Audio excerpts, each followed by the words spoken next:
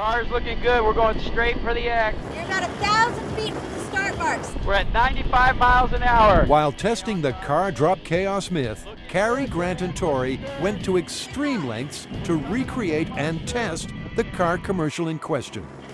Dropping in 3, 2, 1. Release! There she goes! But their conclusions on the day were a result of days of testing and theory beforehand. Now this project is a nightmare logistically. It is so complicated, and we don't want to just run out to the desert and start dropping cars, because that's quite frankly very expensive. We want to troubleshoot some problems we might have. All right, so bring her up. I think what we'll learn from this experiment is exactly what we're going to be up against with the big experiment. All right, here we go. Ready?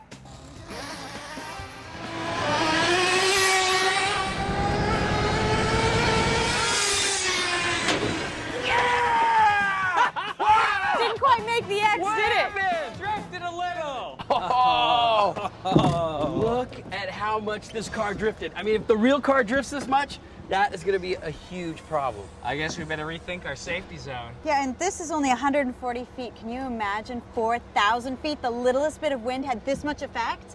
And the next step is for us to take some full-size cars and drop them and see how they behave. What I'm interested in is whether they'll fall flat, like in the commercial, or whether they'll dip forward, which is what I think is more likely to happen. Go!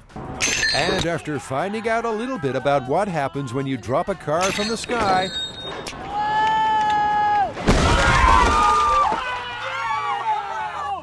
the guys took their testing to iFly. Last time we were here at iFly, we showed that the bigger your surface area, the more drag you create, which will make you fall slower. That should be the same for the cars. I mean, its physics don't change. So I'm going to take my model car into the wind tunnel. What's the speed? You're going 41 miles an hour. It looks good. And show that the position of the car will actually increase or decrease the rate of your fall. 112 miles an hour. Oh my God, that's crazy. You can barely hold on to it. So it's quite clear that at terminal velocity, if it isn't falling flat, the car will hit the ground much faster and much harder. And while Tory counts to 2 and composes himself, Cary crunches the numbers.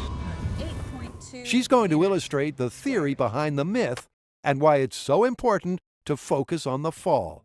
This whole thing's about terminal velocity.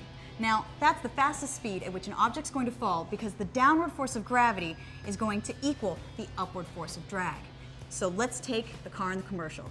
We know that it weighs 1,558 kilograms. Now, we also know that this car is going to be dropped on an average day at 4,000 feet, giving us an air density of 1.18. So let's say the car is falling flat, which is what we're hoping it does.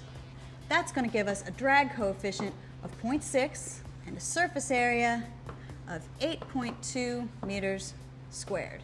That means that this car is going to drop 4,000 feet in 20.5 seconds. Meanwhile, the car being driven has a top speed of 142 miles an hour, and it's going to reach the finish line in only 19.2 seconds. In other words, driven car is going to win. The commercial, totally true. But if the car falls nose down, less surface area means less drag and ultimately a much faster terminal velocity. Bad news for the myth. That car is going to hit the ground in only 15 seconds, beating the car that's being driven on the ground, busting the commercial. But we can't just test this in theory. We're MythBusters.